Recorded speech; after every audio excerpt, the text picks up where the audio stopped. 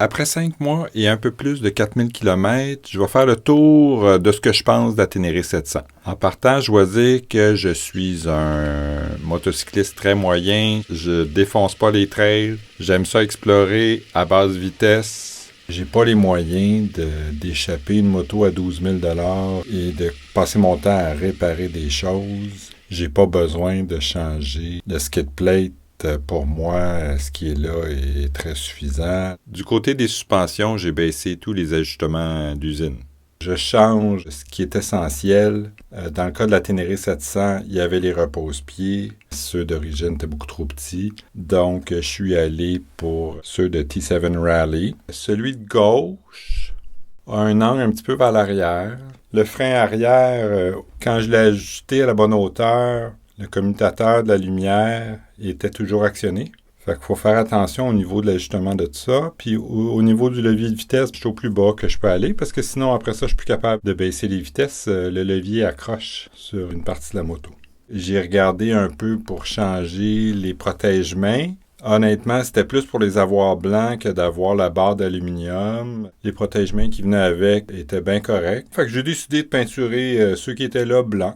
Je considère la Ténéré 700 comme étant une moto assez dispendieuse. Si on compare aux autres motos qui partagent ce moteur-là, elle est quand même 4000 de plus qu'une MT-07.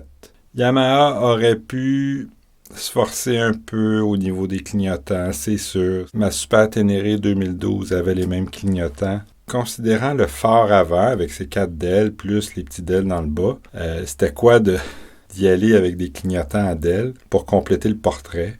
Le banc, c'est étonnant. Il est confortable. Je fais des heures en selle, puis j'ai pas de problème. Il a l'air spartiate, mais il l'est pas du tout. Il est vraiment confortable.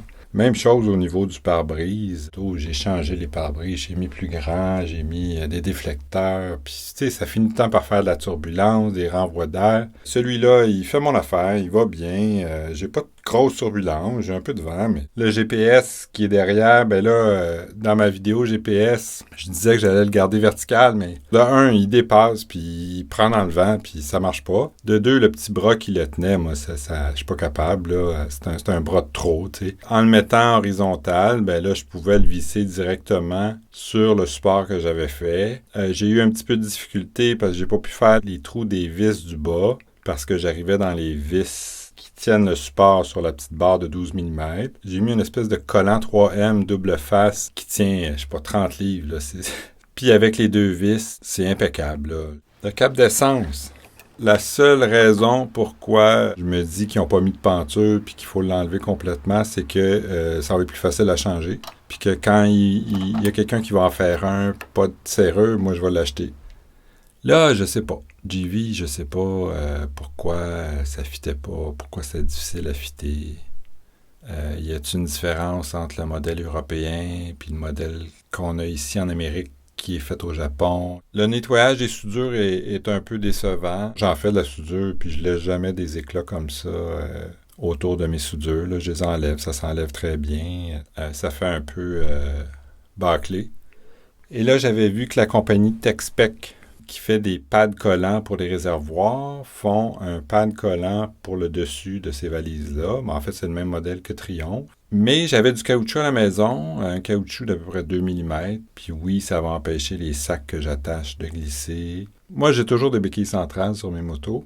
Sauf que quand je l'ai vu au salon de la moto avec une béquille centrale, j'ai dit « OK, non. Elle est grosse, elle prend de la place. Visuellement, on la voit, on voit que ça. » Ça m'amène à parler du moteur puis du choix des pignons. Je connaissais la MT-07, j'avais conduit aussi la XSR 700 qui est vraiment pareil, même pignon, même tout. La Ténéré 700, pour sa part, a une cartographie du moteur vraiment différente. Elle a son pouvoir plus tôt. Elle n'a pas le punch des deux autres à 7000 tours, mais elle a définitivement un peu plus de puissance en bas de 5000 tours. En plus, elle a une dent de moins en avant, puis elle a 2 dents de plus en arrière. Moi, je m'étais dit que je rajouterais une dent en avant pour être quelque part entre les deux, entre la MT-07 puis la Ténéré de base. Mais après avoir fait un long chemin, j'ai réalisé que la puissance du moteur en lien avec l'étagement des vitesses, Il est juste tellement parfait hors route, là. Faut pas y toucher. On arrive, il y a une petite montée, il y a des gros cailloux, il y a des crevasses faites par la pluie.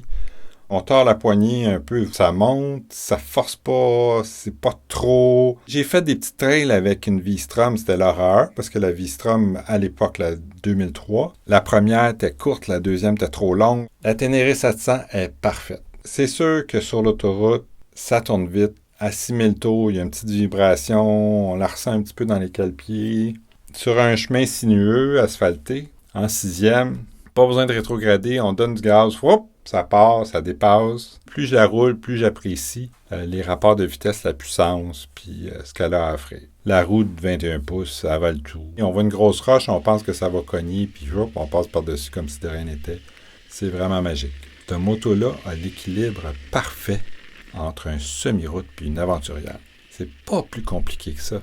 J'ai eu des semi-routes 2 temps. J'ai eu un 600 4 temps semi-route. J'ai eu une V-Strom 1000. J'ai eu une Super Ténéré 1200. J'ai conduit la V-Strom 650. La Ténéré 700 a vraiment un équilibre incroyable.